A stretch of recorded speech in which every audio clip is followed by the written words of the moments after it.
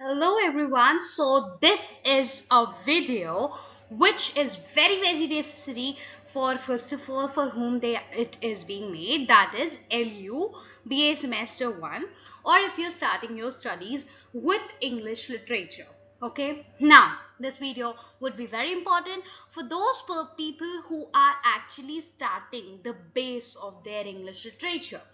And also जिन्होंने अभी तक ऐसा है कि they are giving certain exams like UG PG, ठीक है, and then any of the entrance examinations even after that your NET SET, right, the PGT all of them, English literature में starting poetry होती क्या है, importance क्या है, उसके characteristics क्या है, फॉर्म्स क्या है, एंड जो मैं इस वीडियो में बताने वाली हूँ वो एक बहुत अच्छा बेस तो क्रिएट करेगा ही, पर जो कुछ इंपॉर्टेंट क्वेश्चंस भी आपको मिल जाएंगे इसमें जो मैं बताने वाली हूँ, एग्जाम्पल्स देने वाली हूँ, वो आपके किसी भी एग्जाम में कभी भी पूछा जा सकता है. So you should know all of this by heart. तो बहुत बहुत ध्यान से सुनना, बेस बहुत बढ़िया क्रिएट होगा, और अगर क्रिएटेड है तो बहुत बढ़िया रिवीजन मिलने वाला है.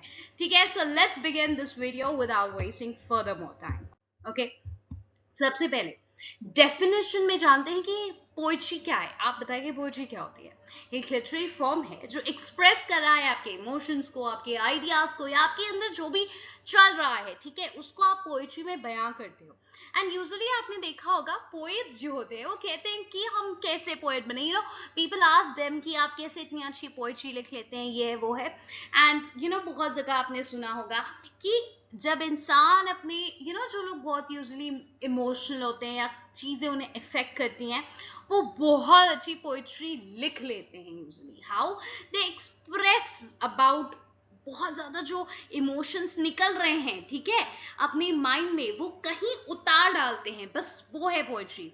कुछ हार्ड एंड फास्ट नहीं करते. वो ये नहीं कहते मैं कैसे बता दूं कि मैं इतना अच्छा पोएट कैसे हूं, मैं कैसे बता दूं मैं इतनी अच्छी पोएट कैसे हूं, क्योंकि ये तो जो इमोशंस मेरे अंदर भरे थे बस वो मैंने उतार दिए पेपर पे, राइट. सो यही हमारे वर्ड्सवर्थ जी कहते हैं कि ये क्या होता है, हमारे इमोशंस जो होते हैं, spontaneous flow of emotions recollected in tranquillity, यही हमारा होता है पोएट्री. ठीक है, तो समझ में आ गया होगा कि आखिर ये पोएट्री होती है.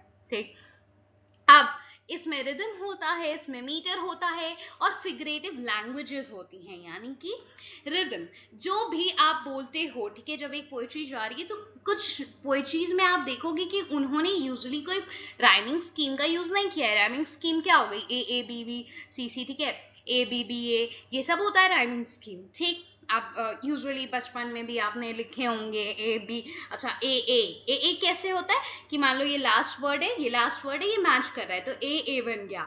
इस लाइन का बी वर्ड मैच कर रहा है तो क्या बन गया, बी बन गया. ओके, सो ये चीज रहती है, इससे बनता है तुम्हारा राइमिंग स्कीम. वो भी मैं तुम्हें आगे की वीडियोस में बहुत अच्छे से, जब पोएम्स आएंगी, हर एक पोएम का हम लोग अच्छे से डीप एनालिसिस करेंगे, सब में जानेंगे कि राइमिंग स्कीम कैसे होती है, और ऐसे ए बी करके निकालेंगे तो बहुत मजा आएगी उसमें. ठीक है, नाउ यस, एंजॉय करो लिटरेचर को पढ़ने में. सो फिगरेटिव लैंग्वेजेस क्या होती है, रिदम होता है कि वो एक क्रिएशन होता है, बिना राइमिंग स्कीम के भी रिदम बन सकती है. ठीक, तो जैसे आप बोलते हो एक म्यूजिकलिटी देने के लिए पोएम को रिदम और मीटर का यूज किया जाता है. डिफरेंट टाइप्स ऑफ मीटर्स होते हैं कि कौन सा एक स्ट्रेस होगा, कौन सा अनस्ट्रेस होगा, ये बनाकर बनता है. ठीक है, फिगरेटिव लैंग्वेज क्या होती है, फिगरेटिव लैंग्वेज है बहुत सारे फिगर्स ऑफ स्पीच का हम यूज करते हैं. तुमने देखा होगा हाइपरबोले बहुत कॉमन है, सिमली है, इलस्ट्रेशन है. सिमली मतलब किसी जो दो चीजों के बीच में हम कंपैरिजन कर रहे हैं एज और लाइक का यूज करके, या फिर मेटाफर जिसमें आप दो चीजों का कंपैरिजन कर रहे हो, डायरेक्ट कंपैरिजन कर रहे हो. ठीक है, कि ये डायरेक्ट हो गया, इसमें कोई एज या लाइक का यूज नहीं हुआ, दैट इज मेटाफर. तो ऐसे बहुत सारे फिगर ऑफ स्पीचेस होते हैं जो हमारे पोएम को ब्यूटिफाई करके दिखाते हैं. आई होप ये क्लियर है. वर्ड्सवर्थ के अकॉर्डिंग मैंने तुम्हें बता दिया, spontaneous overflow of powerful feelings हो गई, ऐसी कोट्स वर्ड्सवर्थ ने दी है. एरिस्टोटल ने इसे मिमेसिस की तरह बताया था, यानी इमिटेशन की, और वो फोकस करते हैं ऑन यूनिवर्सल ट्रुथ. ठीक है, अब आगे बढ़ते हैं एंड जानते हैं मोर अबाउट पोएट्री. नाउ की कैरेक्टरिस्टिक्स क्या होते हैं हमारी पोइट्री के, जब भी आप कोई पोएम लिख रहे हैं उसमें रिदम होती है, उसमें मीटर होती है, हमने बात कर लिया, स्ट्रक्चर ऑफ फॉर्म होते हैं, यही तुम्हारे आगे के सिलेबस में कंटिन्यू हो रहा है for all you people. Okay, sonnets हैं, ओड्स हैं, बैलेट्स हैं, फ्री वर्स हैं, बहुत टाइप के पोएट्री की स्ट्रक्चर्स और फॉर्म्स आए हुए हैं, वो हम आगे नेक्स्ट वीडियोज में डिस्कस करेंगे अपने अपकमिंग वीडियोज में। इमेजिनेटिव लैंग्वेज क्या होती है, बहुत सारे मेटाफर्स का यूज करना, सिम्बली का यूज करना, इमेजरी। इमेजरी जानते हो क्या होता है? जब पोएट लिखे ऐसा कुछ कि तुम्हारे माइंड में उसको पढ़ते ही एक इमेज बन जाए, ठीक है, ऐसा कुछ अगर लिखा गया है, that is imagery and it's very very beautiful. आगे जब पढ़ोगे पोएम्स में और आएगा, मैं बताऊंगी तुम्हें। ओके, सिमिलीज, मेटाफर मैंने बता दिया कैसे कंपैरिजन होता है। नाउ ऐसे बहुत से डिवाइसेस होते हैं, सो लिटरेरी डिवाइसेस भी आपको एक अलग से पूरा पढ़ना होता है और वो बहुत इंटरेस्टिंग पार्ट होता है। इमोशनल इंटेंसिटी कंडेंस करते हैं आप अपने एक्सप्रेशंस को, अपने फीलिंग्स को उस पोएट्री के अंदर। इमोशनल इंटेंसिटी होती है, चाहे गुस्सा आ रहा हो, चाहे खुश हो, चाहे दुखी हो, चाहे किसी के बारे में फील कर रहे हो, चाहे किसी की डेथ हो गई है। अच्छा ये बताओ कि डेथ के वक्त कौन सी पोएट्री लिखी जाती है? सो जो पोएट्री किसी इंसान के डेथ को लेमेंट करते हुए लिखी जाती है, that is called as elegy. Okay, so subjectivity भी होती है इसमें। सब्जेक्टिविटी और ऑब्जेक्टिविटी दो चीज हैं, इनमें डिफरेंस बहुत अच्छे से मैं तुम्हें समझाने वाली हूँ एंड ये वीडियो इसीलिए बहुत इंपॉर्टेंट क्योंकि हम अपना बेस एकदम क्लियर कर रहे हैं। सब्जेक्टिविटी ऑब्जेक्टिविटी दो चीज हैं, पूरे लिटरेचर में ये चीज तुम्हें बहुत ध्यान रखनी है। ध्यान से सुनो, ऑब्जेक्टिविटी, जब ऑब्जेक्ट पेपर करते हो क्या होता है? एमसीक्यू होता है, राइट? उसमें गोले होते हैं एंड आपको भरने होते हैं सर्कल्स को, राइट? तो क्या है कि आंसर या तो ए है, या तो बी है, या तो सी है, या तो डी है, इन्हीं में से कोई ना कोई एक ऑप्शन होने वाला है। सो कंफर्म है कि आंसर यही है, ये है क्वेश्चन, ये इसका आंसर, दैट इज डन। लेकिन जब तुम ऑब्जेक्ट पेपर की जगह सब्जेक्टिव पेपर देते हो, ऑब्जेक्टिव की जगह सब्जेक्टिव, सब्जेक्टिव का मतलब क्या हुआ? जब रिटन एग्जामिनेशन देते हो या पर्टिकुलर क्वेश्चन पूछा, 3 4 5 6 पन्नों का हमें जैसे बीए में दिखना होता है आंसर, ठीक है, राइट? सो यूजी में वो लिखते हो, चाहे किसी भी कोर्स के हो, यूजी में लिख रहे होगे 4 5 6 पेजेस आपको लिखने हैं या 3 4 पेजेस लिखने हैं, राइट? तो उसमें क्या है, क्या सबका, हर एक बंदे का आंसर, एक पूरी क्लास जिसमें 50 बच्चे हैं मान लो, क्या सबका ऑब्जेक्टिव आंसर सेम होगा? बताओ बताओ, ऑब्जेक्टिव आंसर सेम होगा? यस। अगर सेम नहीं हुआ तो गलत होगा, मतलब, ठीक है? जो आंसर सही है, ठीक है, जो आंसर सही है वो बताओ कि क्या एक ही आंसर सही रहेगा, ठीक है? यस। अगर एक क्वेश्चन नंबर 1 का आंसर ए है तो जिस बच्चे ने ए किया होगा बस उसी बच्चे का आंसर सही होगा, बाकी सबका मैं टीचर जो है 0 दे देगी। ओके, या तो सही है तो 0, 1 और 0 ऐसा रहता है। लेकिन अगर यही सब्जेक्टिव पेपर होता तो क्या करते आप? तो उस पेपर में क्या वही एक आंसर टीचर बोलती हाँ ये आंसर है, ये जिसने लिखा है वही सही है, बाकी सब गलत है? नो, उसमें आपने एक पर्टिकुलर आंसर की, हाँ, कीवर्ड्स होते हैं, लेकिन आपने अपनी सब्जेक्टिविटी का यूज या आपने अपनी क्रिएटिविटी का यूज किया है, ठीक है, अपने इमेजिनेटिव पार्ट का यूज किया है, अपनी क्रिएटिव राइटिंग का यूज किया है और आपने अपने आंसर को खुद फ्रेम किया है। ये मान लो कुछ लोग लटके चले जाते हैं, ठीक है, तो जाकर उसे भी छापा है, तो डिफरेंट पीपल का डिफरेंट होगा लिखते वक्त भी, भले आपने सेम क्वेश्चन भी रन किया हो। यूजुअली क्या होता है, आप लिखते वक्त चेंजेस आते हैं, so that is called as subjectivity, जहां आंसर एक ही का सही नहीं होगा, बहुत से आंसर्स होंगे और हर बच्चे के कुछ अलग आंसर होंगे और वो सही भी होंगे। दिस इज सब्जेक्टिविटी, ठीक है? अब समझे ऑब्जेक्ट और सब्जेक्ट का मीन्स, जब भी लिटरेचर में आएगा ये समझ जाना, ठीक है? तो पोएट्री क्या है? अब तुम बताओ, पोएट्री जब एक इंसान लिख रहा है तो कैसी होनी चाहिए? वो कैसी होती है? होगी यूजुअली सब्जेक्टिव होती है, ठीक है? और इसमें बहुत सी एलिगरी का यूज होता है और बाकी सारे फिगर ऑफ स्पीचेस का यूज होता है, वो तो डिस्कस करेंगे ही।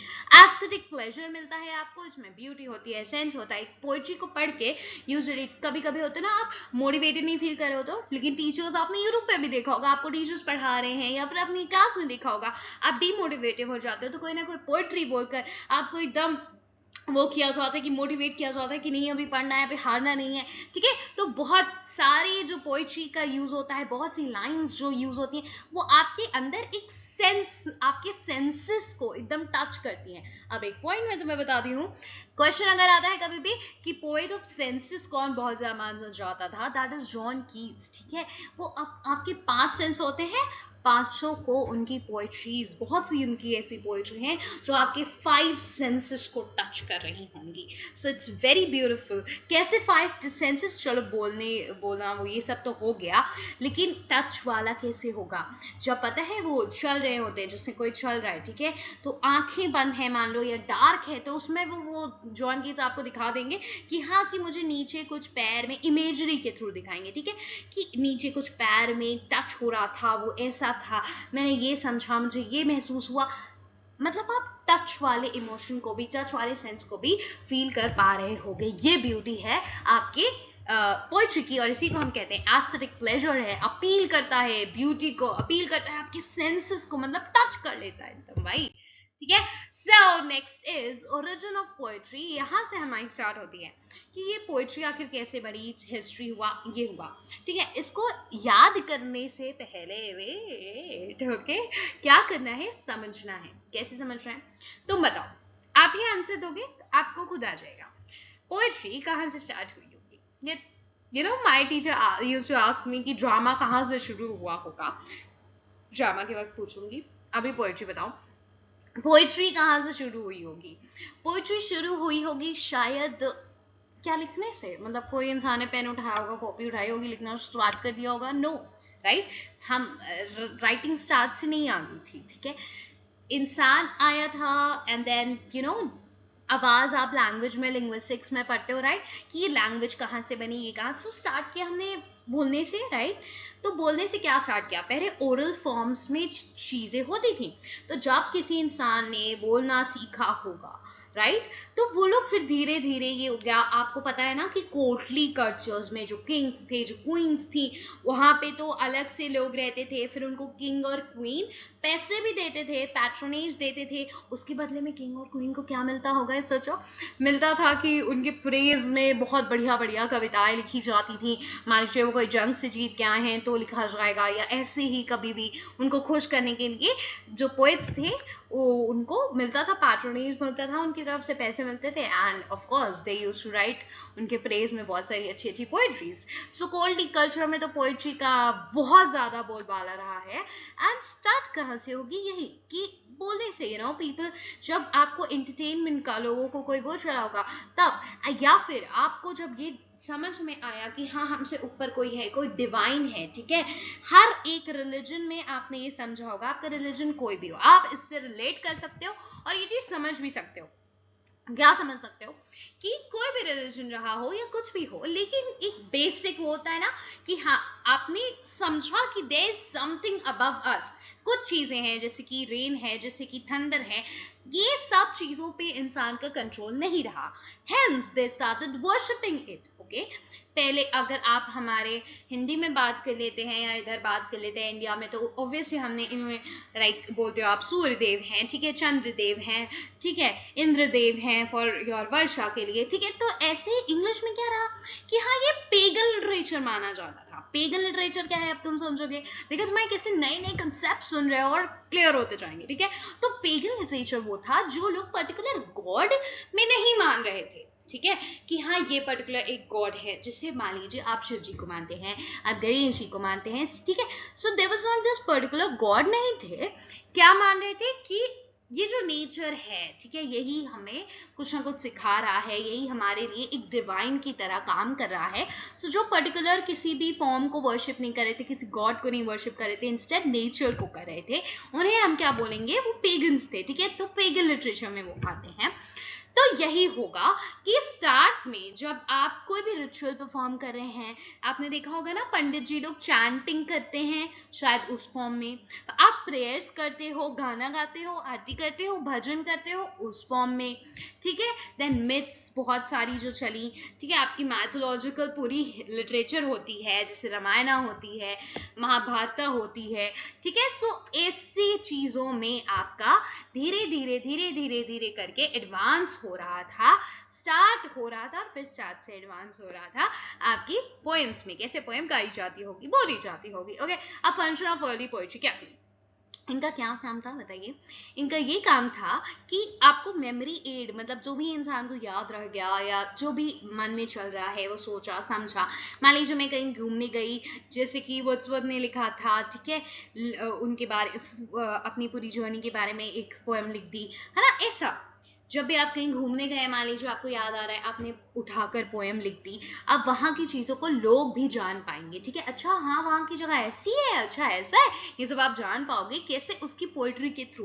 तो लोगों ने वो लिखना स्टार्ट किया, रिदम बनी, रेपिटेशन से जाना, और साथ में मैं आपको बता दूं जब पोएम्स ये सब होती थी तो एल्ट्रेशन का सबसे ज्यादा यूज होता था। किसका सबसे ज्यादा यूज होता था? एल्ट्रेशन का ज्यादा यूज होता था। उन्हें समझ में आया कि हाँ इससे क्या बढ़िया हमारी म्यूजिकलिटी मिल रही है हमारी पोएम को, ठीक है। ऐसे ही several religion, social, magical, educational purposes के लिए हमारा पोएम यूज होने लगा।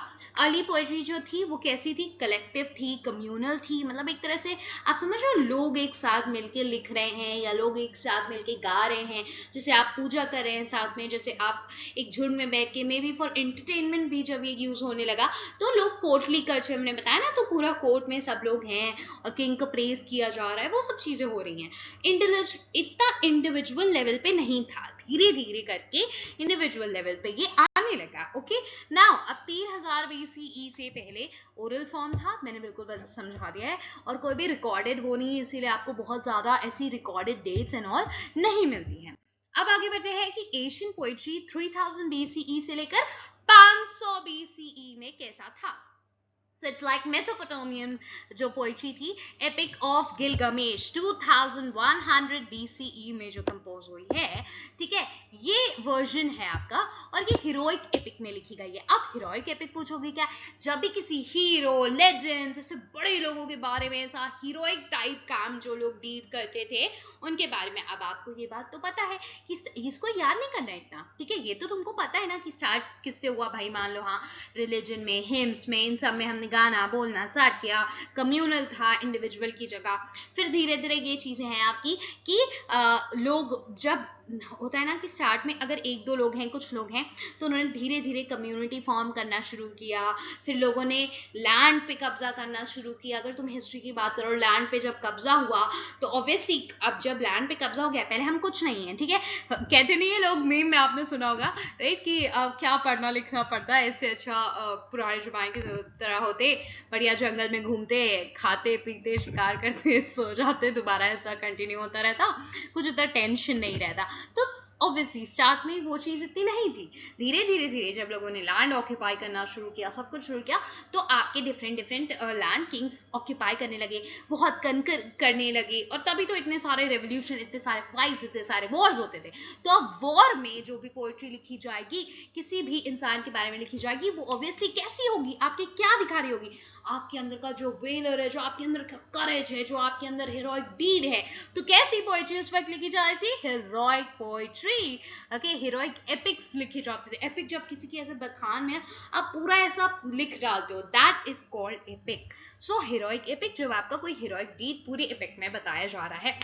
सबसे पहली अगर आप बात करें तो वो थी बियोवुल्फ, ठीक है, बियोवुल्फ याद रखना नाम ना। इसमें मोर्टालिटी, फ्रेंडशिप, ये सब एक्सप्लोर करती थी। इजिप्शियन पोइट्री आई तुम्हारी पिरामिड टेक्स्ट, ठीक है, दे देखो आप। और फिर लव पोएम्स भी लिखी जाने लगी धीरे धीरे, कि अपने लवर के बारे में हम पोएम लिख रहे हैं या लव पोएम लिख रहे हैं, ठीक है। फिर संस्कृत और अगर वैदिक पोइट्री में इसी टाइम में, आप एशियन टाइम में बात करें, तो हमारी संस्कृत में, वैदिक में क्या रहेगा? आप बताओ क्या रहेगा? मैंने बताया स्टार्ट किससे हो रहा है भाई? रिलीजन से हो रहा है, बढ़ रहा है, तो अब रिटन फॉर्म में धीरे धीरे आ रहा है। तो रिटन फॉर्म में कैसा रहेगा? ऋग्वेदा होगा, रामायणा होगी, ठीक है, महाभारता होगी, आपकी मेघदूत बाय कालिदास होगी 4th-5th सेंचुरी CE में, जो कि लिखी गई, कंपोज की गई है। ओके, ठीक है, समझ में आ गया बिल्कुल कि रिलीजियस से स्टार्ट हुआ, कम्युनल था, इंडिविजुअल लेवल पे नहीं था, बोलने के फॉर्म में था पहले, फिर धीरे धीरे करके रिटन में आया। संस्कृत टेक्स्ट की, वैदिक पोएट्री की बात करें तो आपके जितने वेदास हैं वो लिखे गए, रामायण, महाभारता, ठीक है, माइथोलॉजिकल बुक्स लिखी गई, ये सब चीजें हुई। लव पोएम पे भी धीरे धीरे आ रहे थे हम, ठीक है, हीरोइक गीत से फिर लव पोएम ऐसे आ रहे थे। ग्रीक पोएट्री का क्या हाल चाल था भाई साहब? ग्रीक पोएट में इलियड बाय होमर। अब मैंने कहा था ना कुछ चीजें ऐसी रहेंगी जो किसी भी पेपर में पूछी जा सकती है लिटरेचर के, वो यही सब पोएम्स हैं, वो यही हैं। इलियड बाय होमर बहुत बहुत फेमस। क्यों बहुत फेमस? अच्छा ये और बन जाती है। मैं एक बात बताती हूँ, इंपॉर्टेंट टू नोट अगेन, कि ग्रीक आपकी जो पोएट्री थी, जो लैटिन पोएट्री, ग्रीक पोएट्री थी, इनसे बहुत कुछ उठाकर अपने वर्क में, मतलब ये इंस्पिरेशन रही हैं बहुत सारे आगे के लिटरेरी वर्क्स में, ठीक है। इसलिए ये बहुत ज्यादा ही आपके लिए इंपॉर्टेंट हो जाती हैं। याद रखना कौन सी, Iliad by Homer 8th century BC, Odyssey by Homer 8th और 7th century BCE, works in days by Hesiod 700 BCE, ठीक है। फिर लिरिक पोएट्री लिखी गई। लिरिक क्या, जिसमें थोड़ी सी म्यूजिकलिटी आपको मिलेगी, एंड यूजुअली इसे ना एक लिरिक इंस्ट्रूमेंट भी था, उसके नाम पे भी रखा गया कि हाँ उसको बजा के लोग गाते थे। Okay, so it was Sappho and Pindar. नाम लिरिक पोएट्स हैं ये, साफो और पिंडार, ठीक है। पोएट्री का वर्क नहीं, नाम नहीं है। इट्स लाइक साफो एंड पिंडार, ये हमारे पोएटिक राइटर्स थे, ठीक है, पोएट्स थे। इलियड बाय होमर बहुत ध्यान से याद रखोगे, ओडिसी बाय होमर याद रखोगे, कहाँ कहाँ आगे यूज होता है, किन किन ऑथर्स ने इन्हें उठाकर अपने वर्क में इंस्पिरेशन ली है और डाला है, वो मैं आगे बताऊंगी। बहुत सारे वर्क्स ऐसे आपको आगे मिलेंगे, तो जो हम पढ़ेंगे, डिस्कस करेंगे, कि हर एक वर्क को जो हम डिस्कस करेंगे तो हम ये भी देखेंगे कि हाँ इन्होंने इंस्पिरेशन कहाँ से ली या इन्होंने कहाँ से एक्सट्रैक्ट किया। ये क्वेश्चंस लिटरेचर में बहुत इंपॉर्टेंट होते हैं, हर जगह पूछे जाते हैं। रोमन पोएट्री हो गई तुम्हारी, एनियड बाय वर्जिल 29 से 19 BCE and Metamorphosis by Ovid, again बहुत इंपॉर्टेंट, ठीक है। 8 CEE, CE क्या है आपका, CE क्या है, कॉमन एरा, BCE क्या है, बिफोर कॉमन एरा, ठीक। ओड्स बाय होरेस, ये भी बहुत इंपॉर्टेंट ओड्स हैं जो अर्ली आपकी सेंचुरीज में लिखी गई हैं। बढ़िया, बिल्कुल समझ में आ रहा है यहाँ तक, यस। मिडिवल पोएट्री 500 से 1520 CE, sorry CE common era, okay. यहाँ पर डोमिनेशन किसका था, रिलीजियस थीम्स, एलिगरी, अभी भी ऐसा चल रहा है। चौसर की द कैंटरबरी टेल्स, बहुत जगह सुना होगा, obviously सुना होगा। Chaucer's The Canterbury Tales mark a shift towards realism। आप जब एक, ये सब है ना कि पहले पोएट्री कल्चर के बारे में, हीरोइक डीड्स के बारे में ये सब लिखा जा रहा है, जब इनका चौसर का द कैंटरबरी टेल्स आया तो आप एक थोड़ा रियलिस्टिक अप्रोच की तरफ बढ़ रहे हो। समाज में जो चीजें चल रही हैं, जैसे प्रकार के अलग अलग लोग हैं। अब इसमें बहुत इंटरेस्टिंग चीज है, चौसर की द कैंटरबरी टेल्स में क्या है, पिलग्रिम्स के बारे में मेनली बात की गई है, क्योंकि पिलग्रिमेज ही ऐसा थीम था उस वक्त जिसको आप यूज करके, कि हाँ कुछ लोग, जैसे यात्रा होती है, आपके यहाँ यथ यात्रा होती है, आप किसी भी तरह की यात्रा हो रही है, आप पूजा के लिए जा रहे हो, तभी ऐसा हो सकता है जब आप एक साथ सारे कास्ट के, सारे रिलीजन के लोग, चाहे उस समय में देख लो चाहे अभी भी देख लो, ठीक है, अभी भी रिलेट कर पाओगे, सब एक साथ जा रहे होते हैं, वो तभी होता है उसी वक्त, ठीक है। वरना और कोई थीम पॉसिबल नहीं थी, और कोई जगह पॉसिबल नहीं थी जो हम यूज कर सकते थे फॉर दिस, कि आपका यूज किया जा सके फॉर एनी वन, क्योंकि इतने सारे तरह के लोग आकर एक जगह कलेक्ट हो गए हैं। आज भी इफ यू सी कोई तरह की यात्रा जा रही तो डिफरेंट डिफरेंट तरह के रिलीजन के लोग आके साथ में जा रहे हैं फॉर दैट यात्रा। तो दैट इज कि इससे बढ़िया थीम उस वक्त नहीं मिल सकता था। कैसा थीम, कौन सी जगह, पिलग्रिमेज, ठीक है, सब एक साथ पिलग्रिमेज में जा रहे हैं एंड दो दो स्टोरी सबको सुनानी है जाते वक्त एंड आते वक्त, और जिसकी बेस्ट रहेगी उसे क्या मिलेगा, जो होस्ट है उसके द्वारा डाइन करने को मिलेगा, ऑफर मिला था ये चीज। तो उसी से हमारी बहुत सारे लोगों के, बहुत सारे सेक्ट ऑफ लोगों के द्वारा अलग अलग तरह के लोगों के बारे में पता चला, रियलिटी जो सोसाइटी में उस वक्त कैसे कैसे तरह के लोग थे, कि फेस पे कुछ और है, अंदर से कुछ और है, कुछ लोग एक्चुअल में भी अच्छे थे, वो सब पता चला, ठीक है। तो बहुत ज्यादा बढ़िया वर्क है ये, चौसर की the Canterbury Tales, and often asked in exams. इससे डिटेल क्वेश्चंस भी आते हैं, कि अपीयरेंस पे भी क्वेश्चन आ जाता है कि इस इंसान का अपीयरेंस कैसा था, वैसा था, या ये अपीयरेंस का दे दिया, बताया कि क्वेश्चन कौन सा है, मतलब ये आदमी कौन है बताओ, ऐसा। बैलेट्स बहुत लिखी जाने लगी, ठीक है। बैलेट्स क्या थे, एक तरह से आप बंजारा भी सुनते होगे, राइट, तो वो लोग भी गाते, ऐसे बैलेट्स चलते थे, वैसी पोएम्स, ठीक है। Sir Patrick Spence, robin hood बहुत कॉमन है, रॉबिन हुड सुना होगा। और क्या कहते हैं, हमारे यहाँ एज यू लाइक इट में जो ओल्ड फेडरिक था, ठीक है, उसको रॉबिन हुड की तरह कंपेयर किया गया था जब वो जंगल में अपने यहाँ फॉरेस्ट में रह रहा था अपने फ्रेंड्स के साथ, ठीक। सो अब बात करते हैं ओल्ड इंग्लिश या एंग्लो सैक्सन एज। यूजुअली जब तुम लिटरेचर की पढ़ाई करना शुरू करोगे तो एंग्लो सैक्सन एज से प्रॉपर इंग्लिश लिटरेचर माना जाता है, लेकिन ग्रीक और इसको पढ़ना इतना ज्यादा क्यों जरूरी भी होता है जो मैंने इससे पहले तुम्हें बताया, वो इसलिए क्योंकि मैंने बताया ना बहुत सी इंस्पिरेशन इससे ली गई थी और तुम्हारा बेस स्टार्ट से क्लियर होना बहुत जरूरी है। ठीक, अब एंग्लो सैक्सन एज समझते हैं।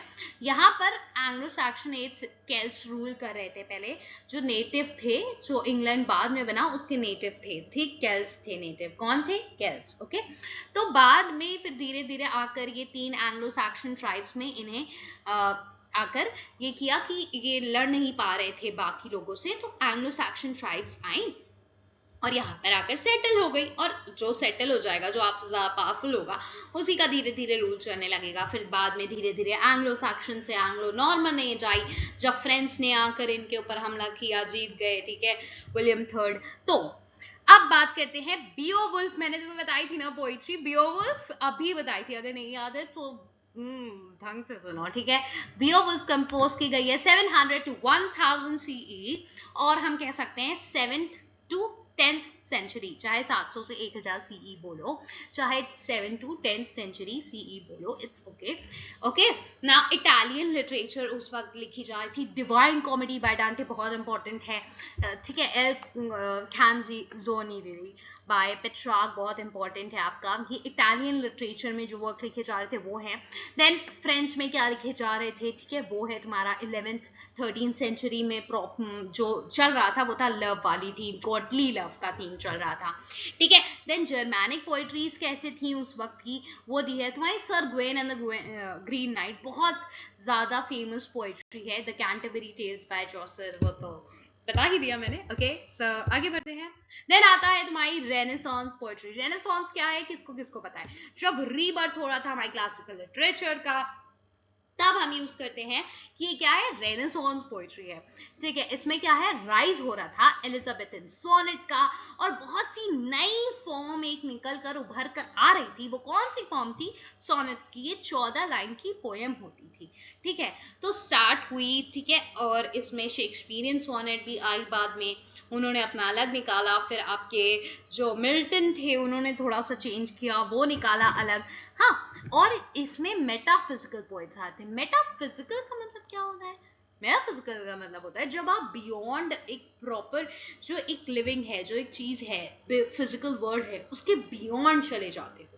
ठीक है, तब कहते हैं मेटाफिजिकल, यानी फिजिकल से बियॉन्ड। मेटा मतलब बियॉन्ड। ओके, सो कैसे बियॉन्ड फिजिकल जा रहे हो आपने, जिसमें आप मेटाफर होता है, एक मेटाफर होता है जो दो अनलाइक चीजें हैं उनका कंपैरिजन हो रहा है। क्या हो रहा है? मेटाफर हो गया।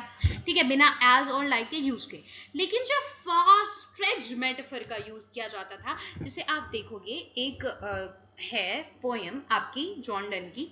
सो उन्होंने दो लवर्स को उस पोएम में कंपस की तरह माना है। अब कंपस की तरह माना मतलब कि एक ये पैर है कंपस का, एक ये पैर है। ठीक है, आप उन्हें जितनी भी दूर करने की कोशिश करिए, but at the end they are going to come closer, they are going to be there, they are all attached to that पतला सा।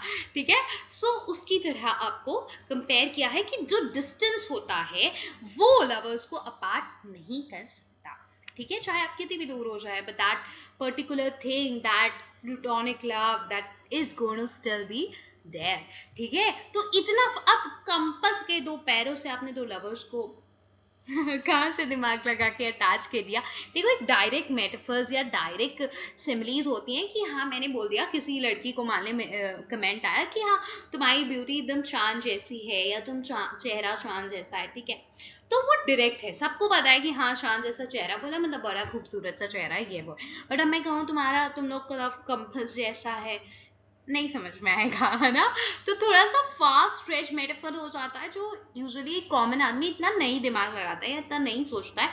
या जो कन्वेंशनल क्या होता है, जो ट्रेडिशन होता है, बड़े सालों से फॉलो होता आ रहा है। अब ये चीज तुम्हें क्यों पता है, चांद वाली बात, क्योंकि ये बड़े सालों से चलती आ रही है कि हाँ चेहरे को चांद बोल दिया, दैट मीन्स खूबसूरत। तो ये कन्वेंशनल हो गया है। ठीक है, ये सबको पता चल गया है।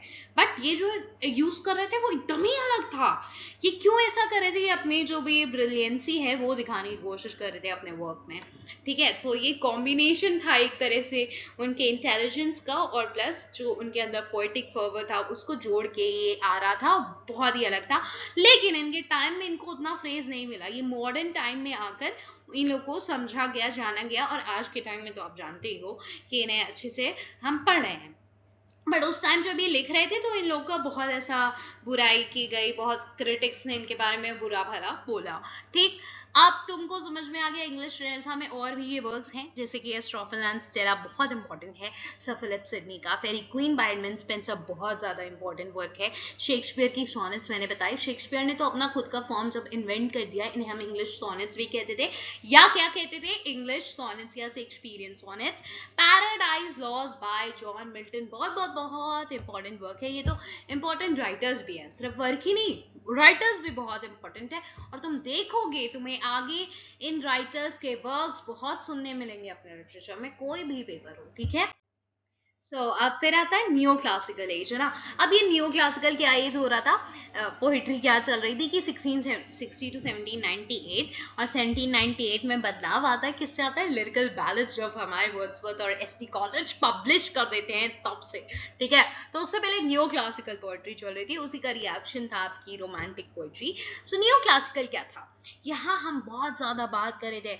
इससे पहले रेनेसां था ना, रीबर्थ की बात हो रही थी, बड़े creative works, creative sonnets, love poems, far stretch metaphors, बढ़िया बढ़िया यूज हो रहा था। लेकिन जब बहुत ज्यादा किसी चीज की अति होती है तो वो खत्म होने के उस पे आ जाता है। और लिटरेचर में तुम ये बहुत अच्छे से देखोगे, दिस लिटरेचर तो इज द बेस्ट एग्जाम्पल। ठीक है, हर एक एज किसी ना किसी एज की रिएक्शन ही रही है कि ये एज हुई, इसका रिएक्शन के बदले में हम ये लेके आ रहे हैं, ऐसा था। तो नियो क्लासिकल में क्या हो गया भाई, लिख लिया तुमने बहुत लव के बारे में, लिख लिया तुमने बहुत, सब कुछ हो गया तुम्हारा, है ना। कैसे भी फॉर्म्स लिख रहे हो तुम, कुछ भी कर रहे हो, मतलब कैसे भी फॉर्म्स नहीं लिख रहे हो बट न्यू फॉर्म्स इन्वेंट कर रहे हो। ओके, तो अब क्या बात होगी, अब ढंग की बातें होंगी, अब ऑर्डर की बात होगी, अब विट की बात होगी। ठीक है, अब डेकोरम रहेगा, प्रॉपर डिसिप्लिन रहेगा। ठीक है, तो ये है आपकी नियो क्लासिकल पोइट्री, जिसमें लिख रहे थे हमारे ड्राइडन, पोप। ओ, इन लोग का तो नाम सुनते ही भाई मन में आ जाना चाहिए, सेटायर्स, सेटायर्स, व्यंग। ठीक है, एक दूसरे के ऊपर बहुत कसे हैं सबने। तो ये सेटारिकल वर्ड्स लिख रहे थे, मतलब कि आप जब किसी के ऊपर व्यंग कर रहे हो। मैक फ्लैक्नोए, मैं तुम्हें ये अलग से कवर कराने वाली हूँ। मैक फ्लैक्नोए बहुत ही बढ़िया तरह से व्यंग किया गया है इसमें। तो the Rape of the lock Alexander pope की है आपकी। ठीक है, सो ये जो दोनों का नाम है, ये सेटारिकल वर्ड्स के लिए जब भी इनका नाम लिया जाए पोएट्री में तुमको याद रहना चाहिए, अच्छा ये दोनों सेटायर्स, क्रिटिक्स। ठीक है, एब्सलम एंड एसिटोफिल बाय ड्राइडन बहुत इंपॉर्टेंट वर्क था। मैक फ्लैक्नोए, अच्छा तुम दे रहे हो, ड्राइडन तुम्हें यहाँ भी दिख रहे हैं, है ना। तो ये मैक फ्लैक्नोए बाय ड्राइडन है। Then the Rape of the Lock by Alexander Pope, मैंने बता दिया तुम्हें। देन पहले ये कुछ कैंटोस, 2 कैंटोस में लिखी गई, फिर उसके बाद रिवाइज हुआ, 5 कैंटोस वाला वर्जन जो आया वो 1714 में आया। 2 कैंटोस वाला वर्जन कब था, 1712 में था, याद रखना है।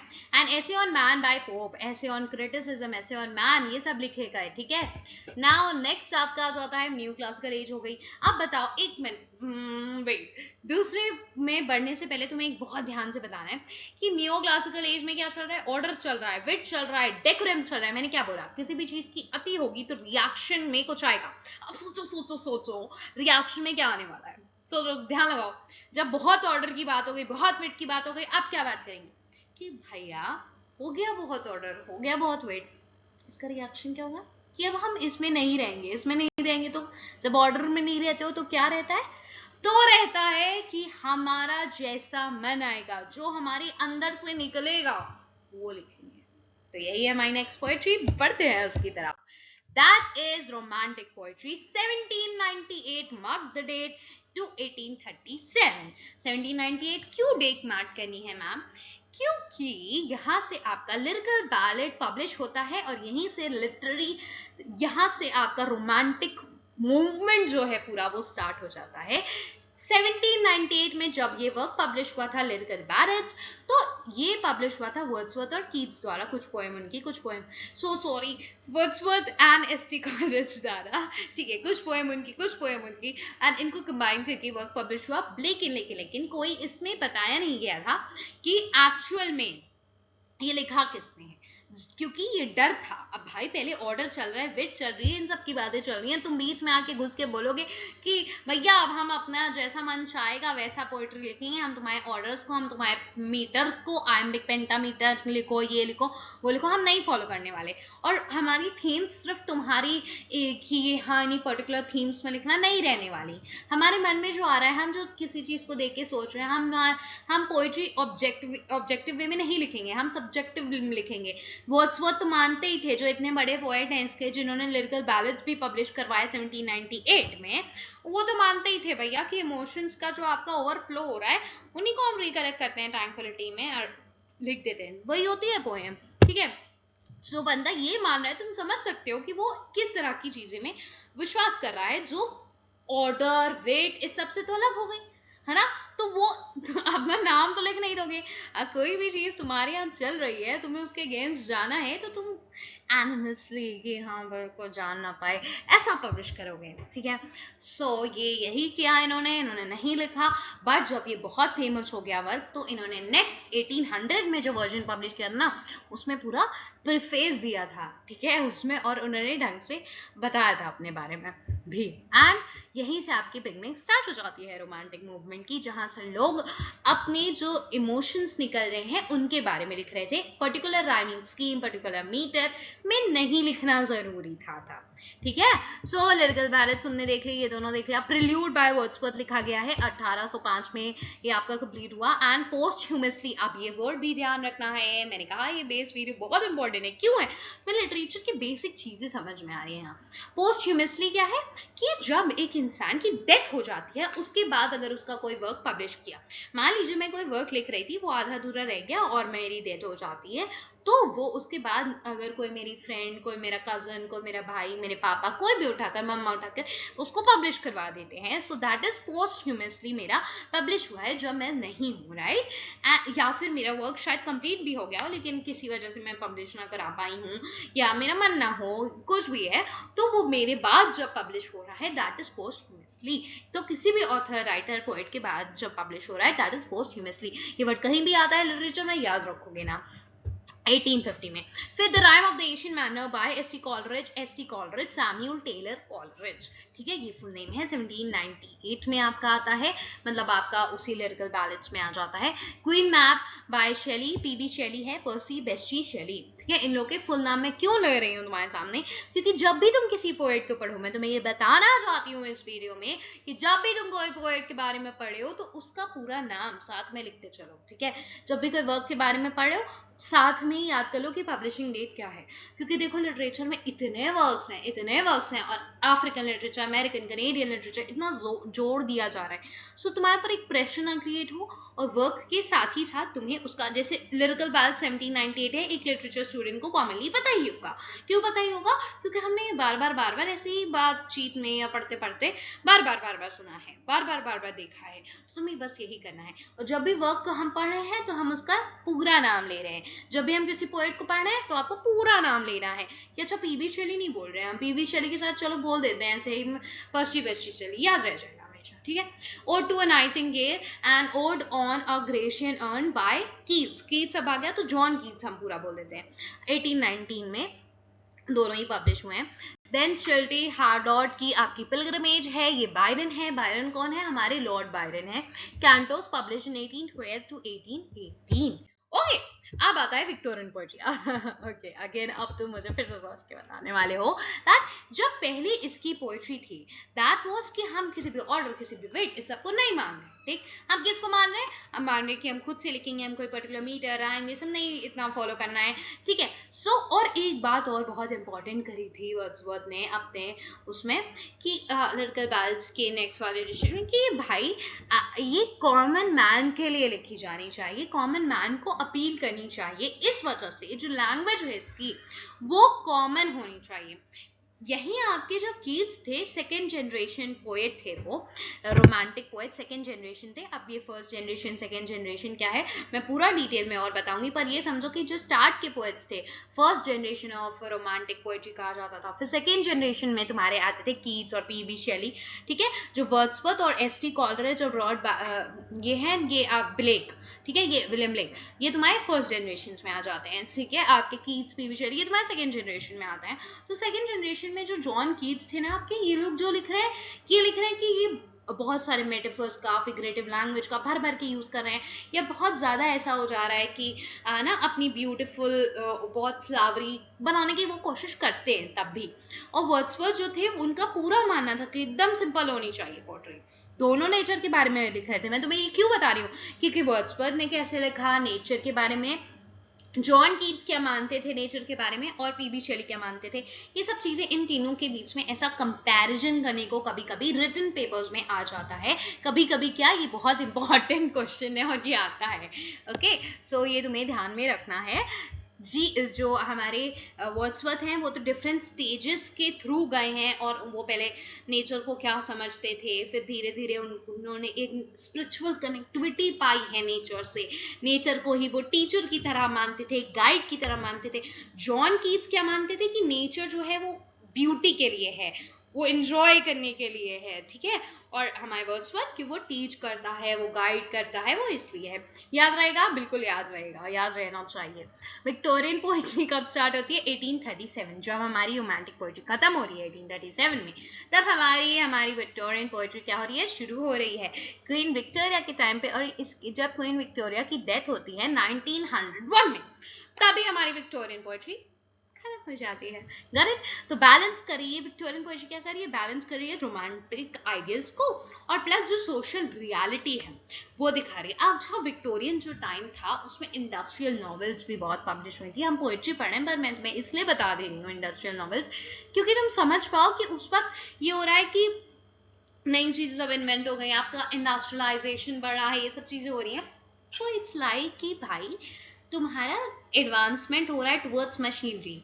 लोग जा रहे हैं गांव से छोड़ के शहर, लोग आपके हैंडमेड से शिफ्ट हो रहे हैं इंडस्ट्रीज की तरफ, आपकी मशीन्स की तरफ, और मशीन मेड गुड्स आ रहे हैं. तो ये चीजें चेंज हो रही हैं. अब यहाँ पर कुछ पोएट्स जो होंगे वो लेमेंट करेंगे, कुछ खुश रहेंगे इस सबसे बदलाव से, और कुछ लोग लेमेंट करेंगे कि हम जो हैं वो नेचर को भूलते जा रहे हैं. अब लोगों में सिर्फ और सिर्फ क्या रह गया है कि हमें बस the world is too much with us. तुम एक पढ़ोगे कि बहुत ज्यादा हो गया, और तुम टेनिसन की पोएम पढ़ोगे, ठीक है. सो यहाँ पर ये चीजें, world is too much with us, तो हमारा ये है कि चलो इतना इसमें नहीं आता, बट टेनिसन की जो पोएट्री है वो इसमें जरूर आती हैं कि किस तरह से लोग बस किसमें लगे हुए हैं, पैसे कमा, लोगों को पैसे वैसे में मतलब है, लोगों मेटेरियलिस्टिक वर्ल्ड में घुस गए हैं, और कोई किसी का साथ देने वाला नहीं है. आप किसी पे विश्वास नहीं कर सकते. होता है ना कि भाई भाई में ही लड़ाई हो रही है, कट्टे मारे पे रहे हैं प्रॉपर्टी के लिए. सो वो वाला सीन हो रहा था, ठीक है. तो विश्वास नहीं रह गया था. तो एक टेनिसन पोएम भी लिखते हैं, आपके कोर्स में भी है, अल्फ्रेड लॉर्ड टेनिसन लिखते हैं, ठीक है, कि वो अपनी बिलावद से में भी दे आर ऑन हनीमून या कुछ ऐसा है, वो कंफर्म नहीं है उस पोएम में, लेकिन हम ऐसा अज्यूम करके चलते हैं, ठीक है. तो वो यही कह रहे हैं कि हम अपने बिलावद से कि यस, हमें एक दूसरे का साथ देना होगा, यही पॉसिबल वे है, वरना तो यहाँ पर लिविंग ही करना, रहना ही बहुत ज्यादा मुश्किल हो चुका है इस वर्ल्ड में, क्योंकि लोग सिर्फ क्या कर रहे हैं, मेटेरियलिस्टिक फीलिंग्स है उनके अंदर बस. इन मेमोरियम ये है तुम्हारी एक एलिजी जो कि लिखी गई है टेनिसन के द्वारा. AHH उनके friend AHH Arthur Henry Hallam के लिए 1850 में. Charge of the Light Brigade by Tennyson, बहुत इंपॉर्टेंट ये भी. 9 दिसंबर 1854. My Last Duchess my course में भी है, रॉबर्ट ब्राउनिंग ने लिखी. अब रॉबर्ट ब्राउनिंग को तुम किस लिए हमेशा हमेशा याद रखने वाले हो? उनके ड्रामेटिक मोनोलॉग्स के लिए. ड्रामेटिक मोनोलॉग क्या होता है? ड्रामेटिक मोनोलॉग होता है जब कोई ड्रामेटिक समझ गया कि हाँ कुछ ड्रामा से रिलेटेड है, मतलब कुछ डायलॉग्स होंगे, पर डायलॉग मोनोलॉग ड्रामेटिक समझ गए, डायलॉग्स होंगे, ड्रामा होगा, ड्रामेटिक टाइप होगी. मोनोलॉग मतलब मोनो मतलब एक, लॉग मतलब कुछ कुछ बोला जा रहा है वो है। सो दैट इज जब एक ही इंसान बोल रहा है एंड जो भी उसमें लिसनर है वो एक पैसिव लिसनर है, मतलब वो कोई एक्टिविटी नहीं करेगा, वो दोबारा तुम्हारे चीजों का रिप्लाई नहीं करेगा, सिर्फ स्पीकर जो है वो बोलता जा रहा है, कोई एक इंसान है जो सुनता जा रहा है। ये हमारे रीडर्स के लिए कि आप सुनिए, ठीक है। So that is what called as dramatic monologue. इस ये रॉबर्ट ब्राउनिंग बहुत फेमस है उसके लिए, ठीक है। और माई लास्ट डचेस तुम्हारे कोर्स में भी है, प्लस ये वर्ग बहुत फेमस है, वेल नोन है for dramatic monologues. Okay, so goblin market by Christina Rossetti 1862। Now modernist poetry आ जाती है। अब तुमने बहुत मॉडर्निस्ट पोएट्री का मतलब समझ रहे हो तुम, वर्ल्ड वॉर हो गया है, उसके बाद की पोएट्री कैसी होगी बताने की जरूरत है जरूरत नहीं है, याद रखने की जरूरत है याद रखनी है, बट याद करने की जरूरत नहीं है, because it's very very simple कि अगर वॉर के बाद पोएट्री लिखी जा रही है या ऐसा टाइम होगा वो जब लोग जो हैं वो एकदम परेशान है दिमाग से, उन्हें नहीं समझ में आ रहा है भाई क्या हो रहा है, ठीक है, वो बहुत ज्यादा परेशान है, जब आप टेंस हैं, आपने पहली बार ऐसा वॉर देख रहे हैं, ये हो रहा है, so you will be like कि मुझे कुछ सॉल्यूशंस निकालने की कोशिश करनी है, ये प्रॉब्लम्स है, हमें सॉल्यूशन निकालना होगा, हमें ये करना होगा, ठीक है। So love song of J Alfred Prufrock, वो अपने बंदा अपने आप को लेकर परेशान है, वो प्रपोज करना चाह रहा है एंड वो अपनी कमियों से रिलेटेड परेशान है इसमें। Wasteland by T S. इलियट बहुत इंपॉर्टेंट पोएम है, ठीक है। हग सिल्वन मॉबरली बाय इजरा पाउंड हो जाता है, पोएम्स बाय विल्फ्रेड ओवन हो जाता है, पोस्टह्यूमसली पता है ना क्या है, यस। सेलिंग टू बाइजेंटियम बहुत इंपॉर्टेंट है by W B. Yeats and William Butler Yeats, हाँ पूरा बोलेंगे हम। सेकेंड कमिंग है तुम्हारा, जिसमें ये हो रहा है कि वर्ल्ड में इतनी एनार्की फैल गई है, एनार्की मतलब कि कुछ भी ढंग से नहीं है, ठीक है, कोई प्रॉपर ऑर्डर नहीं है, कुछ ढंग से नहीं चल रहा है। वॉर होगा तो कोई प्रॉपर ऑर्डर होगा, तुम बताओ, वॉर होगा तो क्या पॉलिटिकल स्टेबिलिटी चल रही होगी, नहीं होगी। लोगों का क्या रिलीजन में बिलीव रह जाता है उस वक्त, नहीं रह जाता है। आप देखते हो बहुत से ऐसे फैमिलीज होती हैं जिसमें जो बहुत लोगों को खो देती हैं एंड देन दे लाइक उनका भगवान से विश्वास उठने लग जाता है, ठीक है। दे आस्किंग क्वेश्चंस, उनको अपने क्वेश्चंस का जवाब नहीं मिल रहा होता है, वो परेशान होते हैं, मन में टेंशंस रहती हैं एंड पॉलिटिकली ही जब स्टेबिलिटी नहीं है तो आगे क्या स्टेबिलिटी होगी। तो पूरे वर्ल्ड में एनार्की फैल गई है, ऐसा कहते हैं इसमें राइटर सेकंड कमिंग में। और अब एक अजीब सा इंसान, जानवर का फेस और जानवर की बॉडी इंसान का फेस ऐसा कि कुछ चल रहा है और वो चलते हुए जा रहा है कहाँ, बेथलम में जहां पर किसका बर्थ हुआ था, याद करो, बर्थ हुआ था हमारे जीसस क्राइस्ट का, वहां जा रहा है। और रॉकिंग क्रेडल जो बहुत सालों से सोई हुई नींद वो खुलने जा रही है। अब तुम्हें इससे लगेगा कि शायद जीसस क्राइस्ट का बर्थ होने जा रहा है, नहीं, ये बात कर रहे हैं कि अब ऐसा ये जो सब दुनिया है खत्म होने जा रही है, मतलब सारी अच्छाई सब कुछ अच्छा अच्छा सब खत्म हो जाएगा। इतना टेंशन हो रहा है कि अब जो नया रेवोल्यूशन, एक नई तुम्हारा वर्ल्ड जन्म लेने वाला है, वो होगा बड़ा अजीब सा, बड़ी अजीब एनार्की रहेगी उसमें, सब कुछ नहीं समझ में आ रहा होगा, बहुत अजीब हो जाएगा। सो इट इज लाइक लोग परेशान हो गए हैं, लोग दिक्कत में हैं, लोग समझ नहीं पा रहे हैं क्या करना है।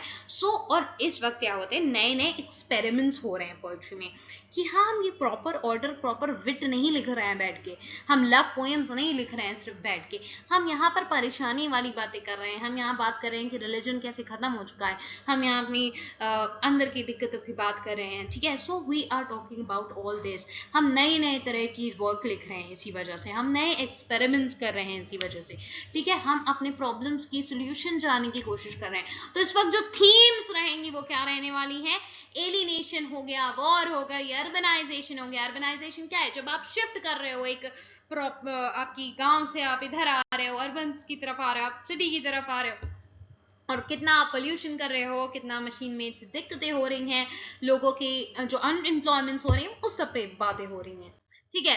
अब तुमने बात कर ली कि भाई मॉडर्न था, ठीक, तो मॉडर्न के रिएक्शन में पोस्ट मॉडर्न कैसे हो सकता है, ठीक, क्या था ऐसा उसमें। अब उसमें ये था कि हाँ एक्सपेरिमेंट्स वहां भी हो रहे थे, यहाँ भी हो रहे थे, यहाँ बहुत ही अलग अलग तरह के अब एक्सपेरिमेंट्स होने लगे। अब यहाँ पर तुम ये भी देखोगे कि अपसर्डिज्म भी बहुत हो रहा था। अपसर्डिज्म समझ रहे हो, पहले मॉडर्न टाइम में जब नया नया तुमने कुछ देखा, कोई प्रॉब्लम देखी, वॉर देखा, कुछ हुआ, तो तुम क्या सोचोगे कि हाँ हमें कुछ, यार ये प्रॉब्लम है, हमें कुछ सोल्यूशन निकालना होगा, ये करना होगा, वो करना होगा।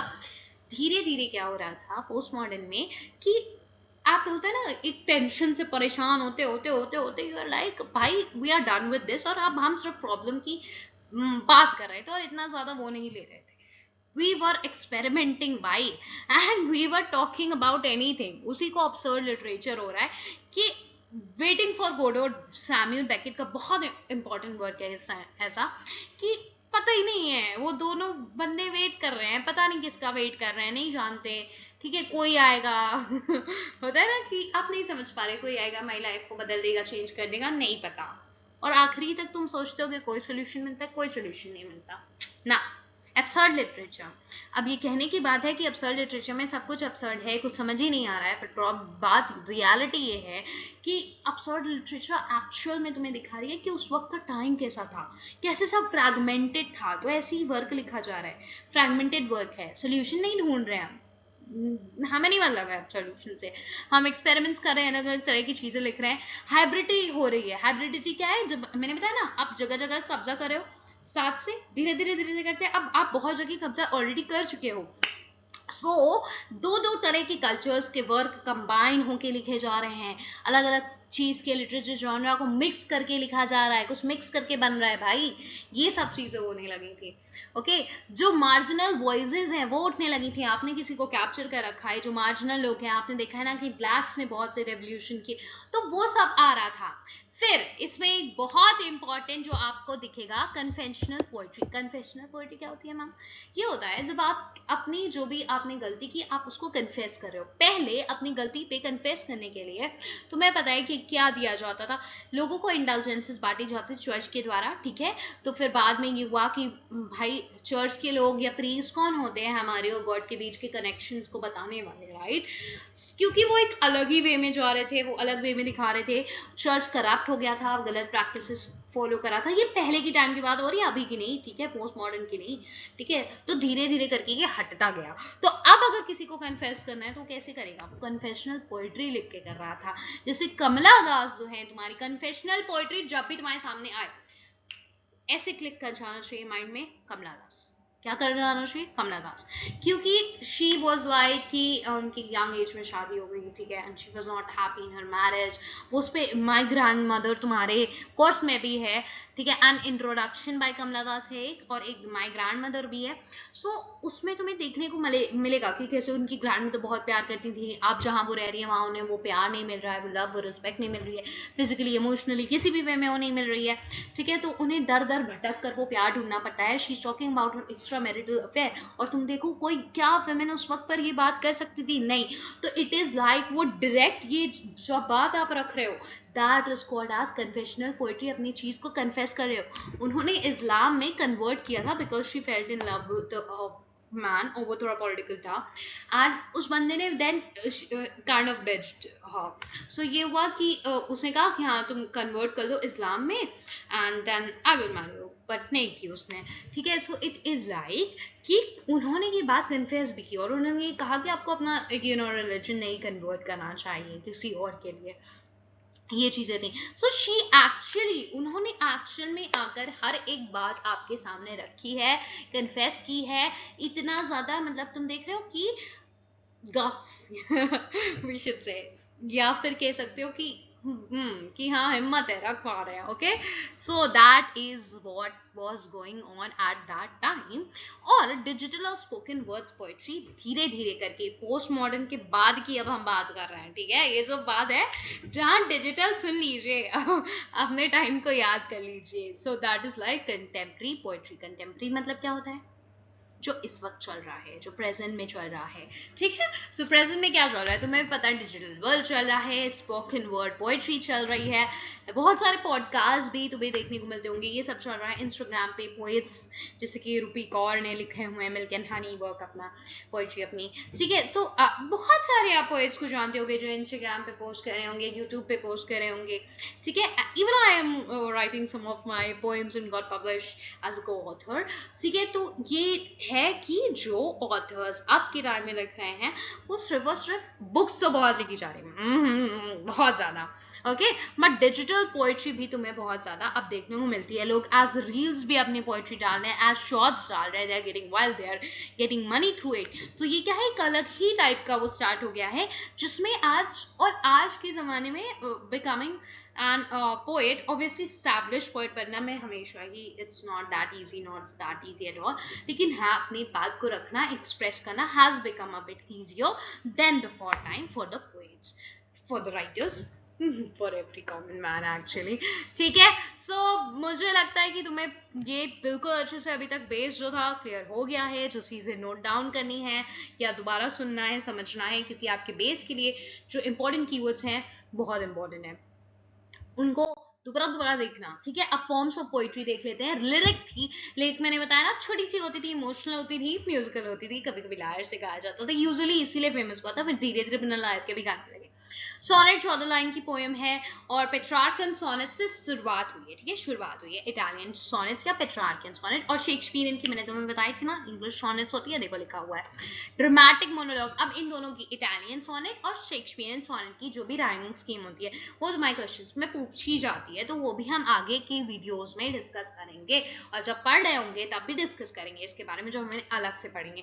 ड्रामेटिक मोनोलॉग मैंने तुम्हें बता दिया, रॉबर्ट ब्राउनिंग की माय लास्ट डचेस में से बता दिया। एलिजी किसी की जब आप डेथ को लेमेंट कर रहे हो, उस पर लिख रहे हो, और इसमें ना यूजुअली तुम आखिरी में देखोगे कि पोएट किसी तरह खुद को समझाने की कोशिश करता है। होता है ना, किसी की डेथ हो गई, लोग आपको समझाने की कोशिश कर रहे हैं, या आप भी खुद को समझाने की कोशिश कर रहे हो कि हाँ ये ऐसी चीज़ है जो होनी है, जो आया है उसको जाना ही जाना है, खुद को समझाते हो। और तो वही पोएट आखिरी में कर रहा है, वो किसी तरह खुद को समझा रहा है कि हाँ इस इंसान के कॉन्ट्रीब्यूशंस रहे हैं मेरी लाइफ में, और ये होगा, और लाइफ आगे चलेगी, और जाना ही था, ऐसा टाइप का कंसोल करने की कोशिश करते हैं। एट द एंड खुद को, एट द एंड आपको एक ओके टोन दिखने को लगने लगती है। Elegy Written in a Country Churchyard, Gray की बहुत ज्यादा फेमस पोएम है, थॉमस ग्रे की। ओके, नेक्स्ट आपका ओड है, बताया किसी की प्रेज में आप यूजुअली लिख रहे हो, फॉर्मल होती है, सीरियस होती है, और मैंने बताया ना प्रेज में लिख रहे हो, डिग्निफाइड है, प्रेज कर रहा है, ये सब चीजें रहेगी। कीट्स की Ode to a Nightingale, Keats ने बहुत ओड्स लिखे हैं। अगर क्वेश्चन में पेपर में क्वेश्चन आता है कि ओड्स के लिए आपका बहुत ज्यादा कौन फेमस रोमांटिक पोएट था, so it was Keats, John Keats. Okay, बहुत ओड लिखी है इन्होंने, Ode to a Nightingale, Ode to Grecian Urn भी तुम्हें सुनी होगी। एपिक क्या होता है, एक long narrative poem, usually heroic deeds के बारे में इंसान की लिखी जाती थी, जैसे अपनी रामायण होगी। ठीक है, देन बियोवुल्फ, इसमें बियोवुल्फ पहली ठीक है, पहली एपिक तुम्हारी पोएम थी। पैराडाइज लॉस्ट बाय मिल्टन हो गया तुम्हारा। बैलेड क्या थी, नरेटिव सॉन्ग था पूरा, जो मैंने बताया ना लोग चलते चलते ऐसे गाते थे, बंजारा टाइप्स, मैंने तुम्हें एग्जांपल दिया था, विद रिपीटेड लाइंस का यूज करते हुए। Rime of the Ancient Mariner by S T. Coleridge, Samuel Taylor Coleridge. Satire लिखे जा रहे थे, सटायर मतलब व्यंग हो रहा है, Rape of the Lock by Alexander Pope. Free verse मतलब जिसमें कोई भी फिक्स मीटर या कोई भी फिक्स राइम दोनों ही नहीं हो, उसे कहते हैं फ्री वर्स। क्या कहते हैं, फ्री वर्स। मस्त है, कोई राइम नहीं है, कोई मीटर नहीं है, ठीक है, तभी वो फ्री वर्स में लिखी हुई है।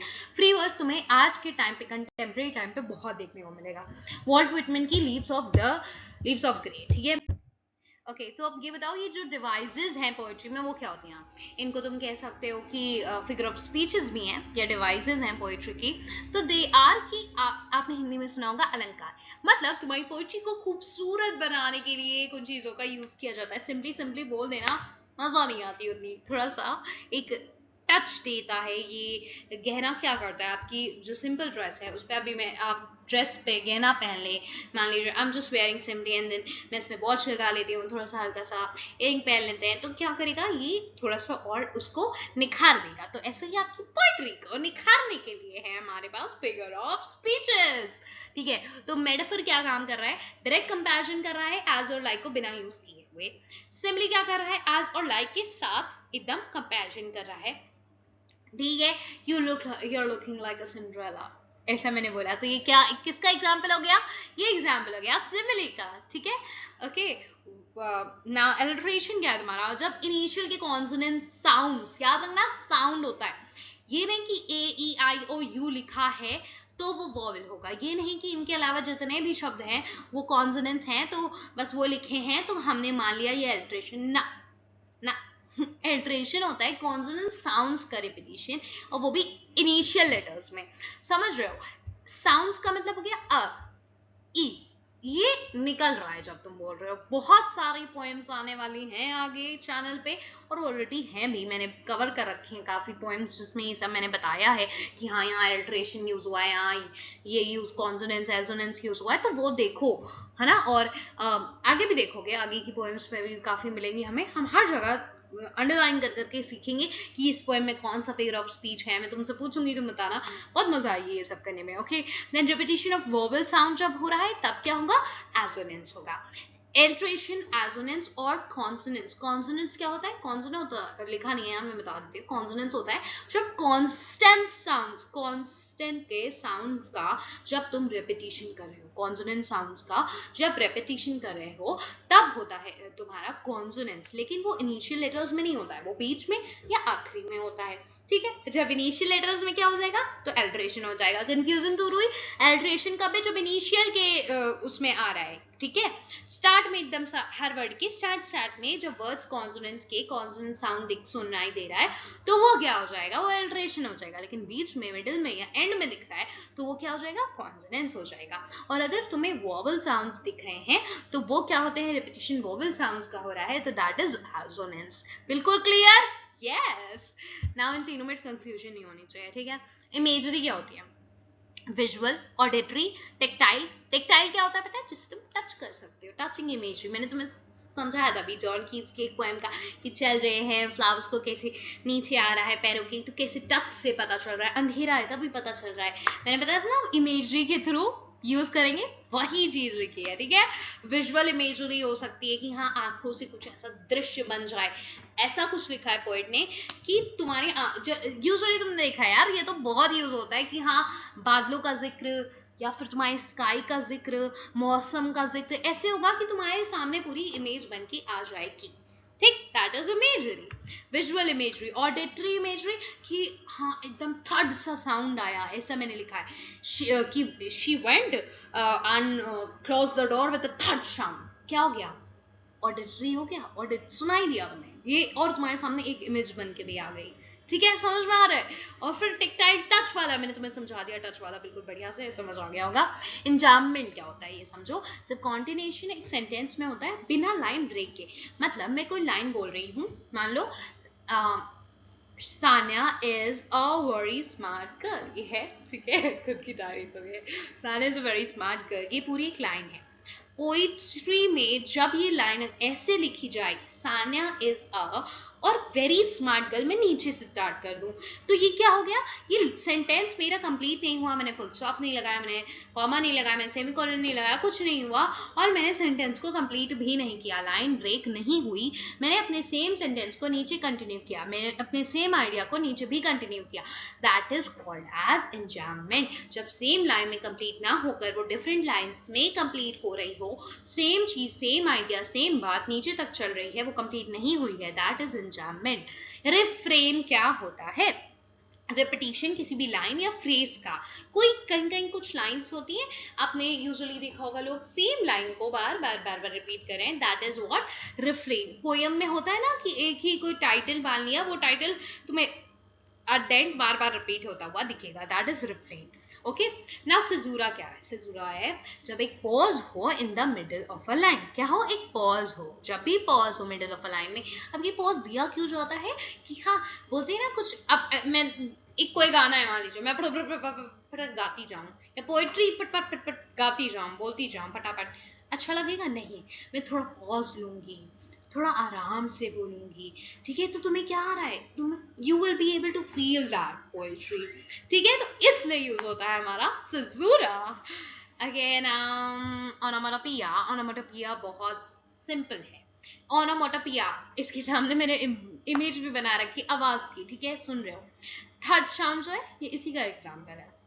ठीक है, विजुअल इमेजरी भी क्रिएट हो रही है इससे, एंड ओनोमाटोपिया भी हो रहा है। क्या है कि तुम्हें थंडर का साउंड आए जब थर्ड साउंड आए, क्या ये आवाज, देखो बी, जैसे बी, अब तुम कह रहे हो कि हम आवाज कैसे शब्दों से बता देंगे, मैं बताती हूँ कैसे बता दोगे। लिखा होगा जब ऐसा कि बी जो है, बजिंग ऑफ बी, बजिंग, सुनते ही मन में कुछ आया ना कि हाँ कुछ कुछ हो रहा होगा, ठीक है, कोई आवाज आ रही है, चर्पिंग ऑफ बर्ड्स, कुछ लग रहा है कि हाँ चिड़िया होंगी, चहचहा रही होंगी, कुछ कर रही होंगी, आवाजें निकल रही होंगी, म्याओ म्याओ ठीक है, जो वॉइस है, जो चीज है, जो साउंड निकल रहा है, मेरी जो वर्ड है उसी में तुमको ऐसा लग जाएगा, ठीक है, वो साउंड को दिखा देगा, वर्ड्स को जो है इमिटेट कर देगा, इमिटेट का मतलब कॉपी कर देना, दिखा देना, वही होता है ओनोमोटोपिया, जब साउंड वर्ड्स तुम्हें दिखने लगे, वर्ड तुमने पढ़ा और तुम्हारे मन में साउंड आ गया, तुमने साउंड समझो सुन लिया, ऐसा, ठीक है। ये कुछ पोएट्स हैं और इनके कंट्रीब्यूशन है, जैसे हमारे शेक्सपियर है, उन्होंने पूरी 154 सॉनेट्स लिखी हैं, लिटरेचर के स्टूडेंट्स कहेंगे कंट्रीब्यूशन है कि बोझ दर के okay, so explanation of love, beauty, time, सब कुछ है, ठीक। मिल्टन पैराडाइज लॉस्ट दिया है इन्होंने, ब्लैंक वर्स एपिक है इनकी, बहुत इंपॉर्टेंट है, बहुत बड़ा कंट्रीब्यूशन है लिटरेचर में।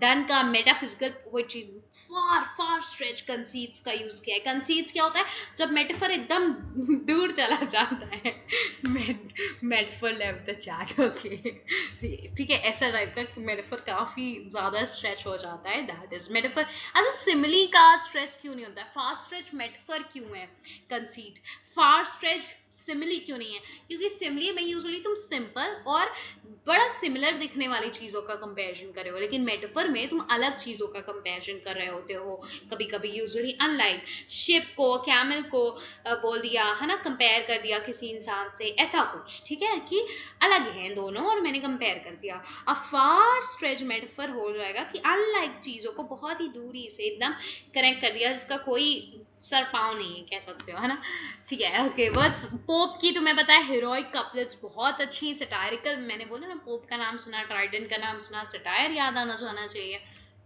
विलियम वर्ड्सवर्थ का तुम्हारा हो गया नेचर की पोएट्री, मैंने बताया वो उसको एज अ गाइड ये सब मानते हैं, एट द एंड आते आते वो एकदम स्पिरिचुअल कनेक्ट मानने लगे उससे नेचर को। प्रीड्यूड, लिरिकल बैलेट 1798 याद है, बिल्कुल याद है। पीबी शेली, पर्सी बेशे शेली तुम्हारे रेडिकल आइडियलिज्म के लिए जाने जाते हैं, लिरिकल ब्यूटी के लिए जाने जाते हैं।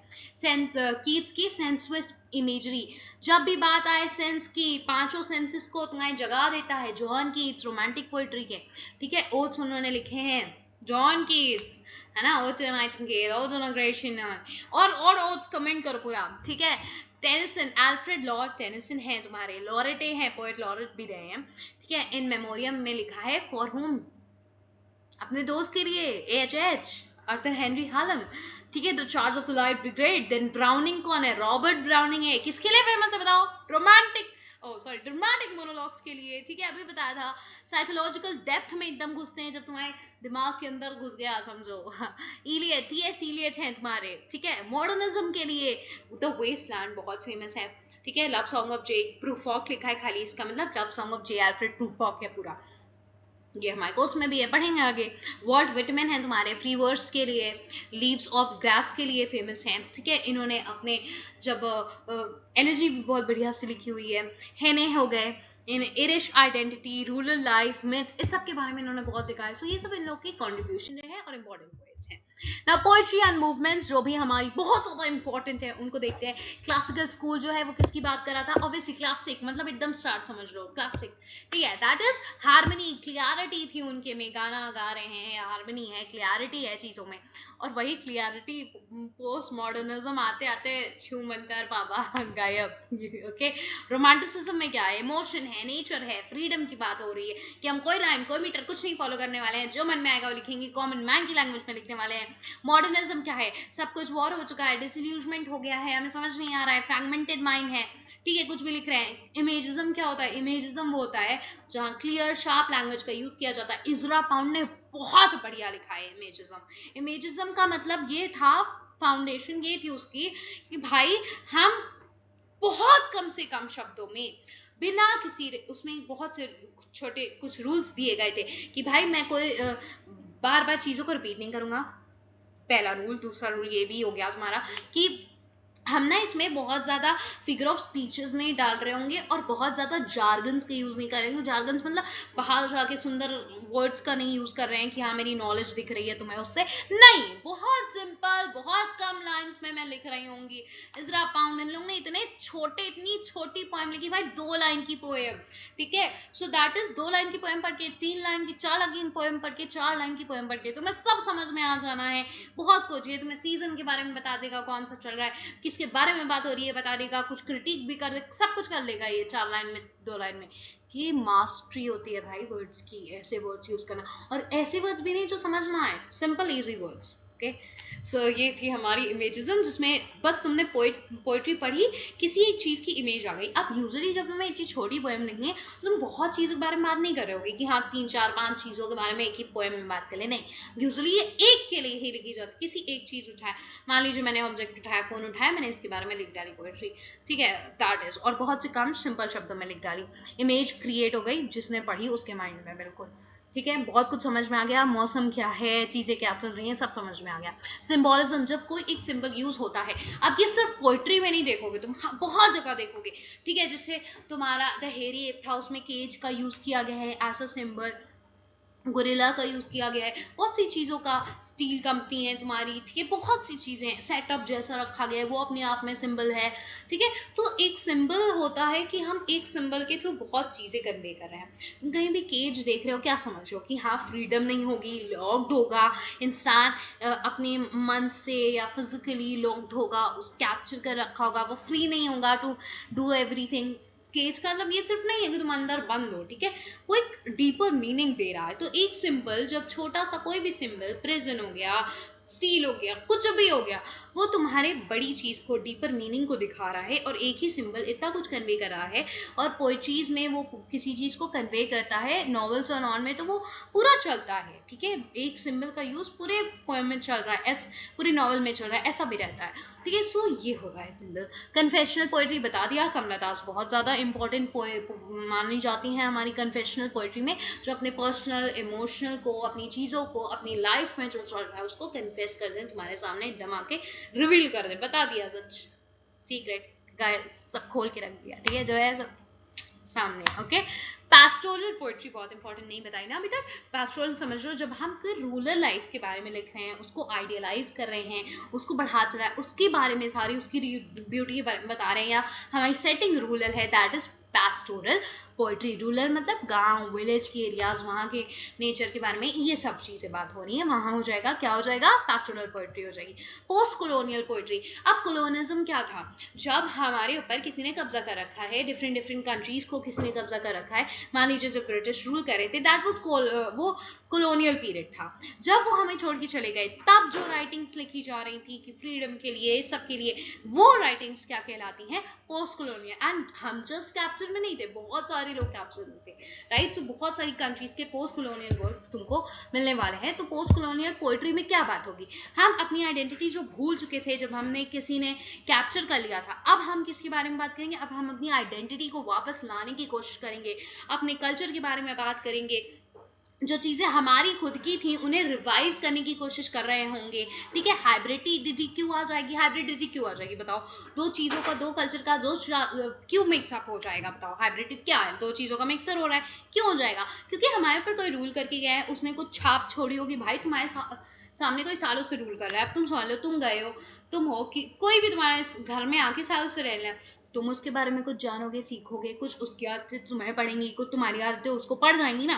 तो जब एक घर में ऐसा हो रहा है, तो एक पूरी कंट्री में जब कोई इतने सालों से रूल करके गया है, तो उसके बहुत से कल्चर, ट्रेडिशन, चीजें रोजमर्रा की तुम्हारे ऊपर कुछ छाप छोड़ी होंगी, तुम्हारी कुछ उसके ऊपर छाप छोड़ी होंगी, इस वजह से क्या हो जाता है, हाइब्रिडिटी कल्चर आ गया था, हाइब्रिडिटी हो रही है पोएट्री में। इंपॉर्टेंस ऑफ पोएट्री क्या होती है, बताने की जरूरत है। ओके, डेवलप करती है आपकी इमेजिनेशन को, आपकी क्रिटिकल थिंकिंग को, एक नेक्स्ट टू नेक्स्ट लेवल दे जाती है इमेजिनेशन को। भाई जो बंदा बहुत बढ़िया पोएट्री लिख रहा है, बहुत अच्छा वो करा है। कहते ना एक जो पोएट है, आप एक सिंपल लीफ को देख के पेड़ को लेके कुछ नहीं समझोगे कि हाँ पेड़ है लीफ है, वो रुक जाएगा, बंदा बैठ जाएगा कॉ ट्री के नीचे लिखना स्टार्ट कर दे, कुछ उसके इंस्टिंक्ट में आ जाएगा, तुम नहीं समझ पाओगे, ठीक है। सो दैट इज आपकी इमेजिनेशन नेक्स्ट लेवल की होती है अगर आप पोएट्री लिख रहे हो। और आप अगर ऐसा नहीं कि नहीं है तो नहीं कर सकते, नहीं लिख सकते, लिख सकते हो, बैठ के सोचो, इमेजिन करने लग जाओ चीजें, सोचने लगो, you will be writing wonderful beautiful poetry अगर आप अपने इमोशंस को लिख रहे होंगे। कई बार लोग रोते रोते लिखते हैं, बहुत अच्छी पोएट्री लिख जाती है, परेशानी में लिखते हैं, क्या ही पोएट्री लिख डालते हैं। ओके, सो इवोक करते हैं आपके इमोशनल अवेयरनेस को। मैंने अभी परेशान होकर पोएट्री लिखी, या मैं मोटिवेशनल कुछ पोएट्री लिखती हूँ, तुम पढ़ते हो तो मोटिवेटेड फील करने लग जाते हो, या मैंने कुछ दुख लिखा है, तुम उसे पढ़ के को रोने ही लग जाओ। ऐसी पोएट्री होती है, आपके इमोशन को अवेक कर देती है। सिंपल सी बात है, रिफ्लेक्ट करता है सोसाइटी को। अब ये सिंपल बात को जरा डीपली समझो कि क्यों इंपॉर्टेंट है पोएट्री। ये तो चलो हाँ भैया मजे की बातें हो गई, हमने इमेजिनेशन अच्छा कर लिया, क्रिटिकल थिंकिंग भी अच्छी कर ली, अच्छी बात है, गुड है, स्कॉलरली है, बढ़िया है, इमोशनल अवेक कर रही है लोगों की, जो एक इंसान के लिए शायद बहुत जरूरी होता है कि आप जो फील कर रहे हो वो आप अपनी पोएट्री में उठा लो, डाल डालो, या कोई जो और पढ़ रहा है वो उसको जब पढ़े तो वो उन इमोशंस को समझ पाए, और उसे भी कुछ ऐसा हो कि हाँ मैं कनेक्ट कर पा रहा हूँ, चलो कोई है जिसने मेरे जैसा सोचा होगा, ये सोचने लगते हो आप, कनेक्शन एक ह्यूमन मिल जाता है आपको, और बहुत कुछ मिल जाता है आपको, होप मिल जाती है जीने के लिए कभी कभी पोएट्रीज पढ़ के। जब लोग परेशान होते हैं, तुम देखते हो इंस्टा पे कोई चीज स्क्रॉल कर रहे हैं या ढूंढ रहे हैं या सुन रहे हैं, या स्टोरीज भी लगाने लग जाते हैं, व्हाट्सएप स्टेटस भी लगाने लग जाते हैं आज के जमाने में, है ना। तो वो यही है कि आप एक कनेक्ट कर पा रहे हो कि हाँ जो मैं सोच रहा हूँ वो इसने पोएट्री बंदे ने लिखी है, जो स्टेटस लगा दो, ठीक है, समझ गए इस बात से। लेकिन लेकिन ये सब तो बातें हो गई, बहुत इंपॉर्टेंट बात है कि जो सोसाइटी में चल रहा है, लिटरेचर जो क्या होती है, लिटरेचर आपकी मिरर है सोसाइटी की, ठीक है, कि सोसाइटी में जो चल रहा है उसको वो दिखा रहा है। डिफरेंट लोग जब पोएट्री लिखेंगे तो उसमें कुछ कॉमन थीम क्यों हो जाती है कि उस वक्त जो चल रहा है वो दिखा रहे होंगे वो लोग। पॉलिटिक्स के बारे में पता चलता है कि हाँ यहाँ के कल्चर, पोएट्री कैसी चल रही है, यहाँ का कल्चर कैसा होगा, यहाँ की सोसाइटी कैसी होगी, किस तरह लोग रह रहे होंगे, जिससे आज की जो पोएट्री है, पहले के लोग नहीं सोच रहे होंगे कि हाँ हम फोन या हम किसी चीज़ों की ऐसी बातें हो रही होंगी। तो ये जो आगे के लोग हमें जब हमारी पोएट्रीज पढ़ेंगे तो उन्हें पता चलेगा, अच्छा इनका कल्चर ये था, अच्छा इनके टाइम पे ऐसी हिस्ट्री थी, अच्छा हमारी हिस्ट्री ये थी, हमारे पूर्वज ने ये ऐसे टाइप थे, या फिर हमारे पहले का टाइम में ये होता था, जिससे हमें पता चला कि हाँ पहले कोर्टरी कल्चर रहता था, बहुत ब्रेवरी की बातें होती थी, लव की बातें कब होने लगी, कब किस चीज के बारे में बातें होने लगी। वो इनकरेज करता है एक्सप्लोर करने के लिए यूनिवर्सल ह्यूमन थीम्स।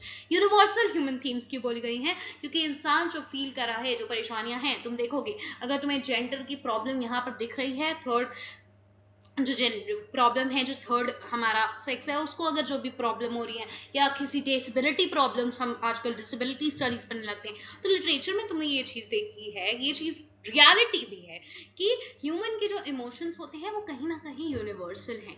आप अगर तभी तो एक आप अमेरिकन ऑथर के पोएम को पढ़कर अपने आप से क्यों कनेक्ट कर पा रहे हो। भाई चर्च गोइंग तुम पढ़ोगे, it is not for you may be, या तुम्हारा रिलीजन शायद अलग हो, पर ये यूनिवर्सल क्यों हो जाता है, सारे रिलीजन के लिए समझ में आने वाला क्यों हो जाता है। मैंने ये पोएम समझा भी रखी है चर्च गोइंग।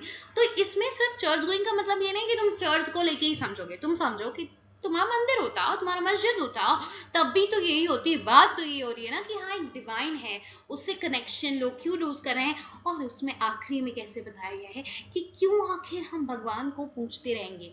भगवान नहीं समझ में आ रहा है तुम्हें तो ऑलमाइटी समझ लो, गॉड समझ लो, ईश्वर समझ लो, अल्लाह समझ लो, तुम किसी भी वे में समझ लो, बट एक यूनिवर्सल थीम तो है, बात तो है कि आप एक अपने से ऊपर एक डिवाइन को, एक डिवाइन पावर को क्यों वर्शिप कर रहे होंगे। ठीक है, कि एक ह्यूमन सफरिंग हो रही है, विमेन की सफरिंग मान लो हो रही है, तो वो हर जगह कोई ना कोई वुमेन समझ पा रही होगी। आप एक अमेरिकन वुमेन की परेशानी देख कर रीड पर आप समझ जाते हो, उसकी पोएम अगर बनाई गई है तो आप उसके इमोशन से कनेक्ट कर पा रहे हो। क्यों? क्योंकि वो यूनिवर्सल ह्यूमन इमोशन है।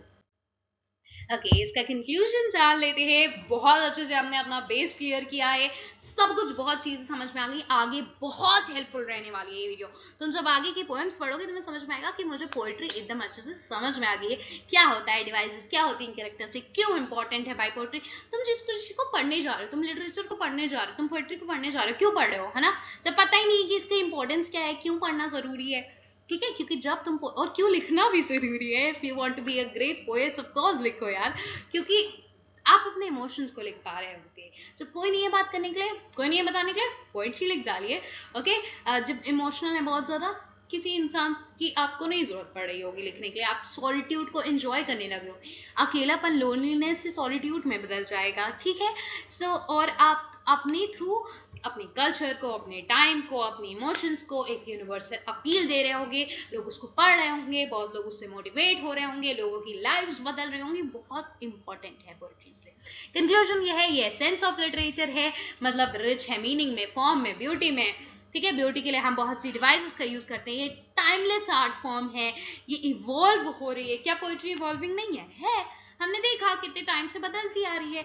आज डिजिटल युग है, तो आज डिजिटल वे में भी कैसे कैसे ये इसका यूज हो रहा है, कैसे चीजें बदल गई हैं, तो ये इवॉल्विंग है, मतलब ये बदल रहा है, स्टैटिक नहीं है, डायनेमिक है, इवॉल्विंग। स्टैटिक मतलब कि हाँ बस एक ही तरह की ये रूल है, ये फॉर्म है, ऐसा ही चलता आ रहा है, वो हो गया एक तरह का, नहीं है ना, डायनेमिक है ना, बदल रहा है ना, इवॉल्व हो रहा है चीजें। यस। और अब तो फ्रॉम गिलगमेश, मतलब बहुत पुरानी पोएट्री से, या फिर पोएट्री से जो ओरल फॉर्म में बताई जाती थी, टू पोएट्री जहां हम इंस्टाग्राम पे लिख कर तक पोएट्री यहाँ ही नहीं दुनिया के किसी में कोने में तक पहुंचा पा रहे हैं। Not just from our poems, एक सिंपल स्टोरी से, एक सिंपल पोस्ट से भी लिख के पहुंचा दे रहे हैं। That is poetry, that has changed the complete outlook of poetry. लेकिन आज भी चाहे जो कि इमोशंस को कनेक्ट कर रहा है, ये लोगों को कनेक्ट कर रहा है, ये यूनिवर्सल थीम अप्रोच सब दे रहा है, ठीक है। सो फ्रॉम रिचुअल से लेकर, एक रिचुअल के फॉर्म में, एक हिम के फॉर्म में, या भगवान को पूजने के फॉर्म में, किसी भी फॉर्म में ऐसे स्टार्ट हुई जो चीज, या ओरल फॉर्म में सिंपली जो पोर्टली में आई, फिर तो एक पर्टिकुलर आर्ट फॉर्म ले लिया इसने। तो ये थी पोएट्री, ओरल से डिजिटल तक आ गई है आज पोएट्री, ठीक है।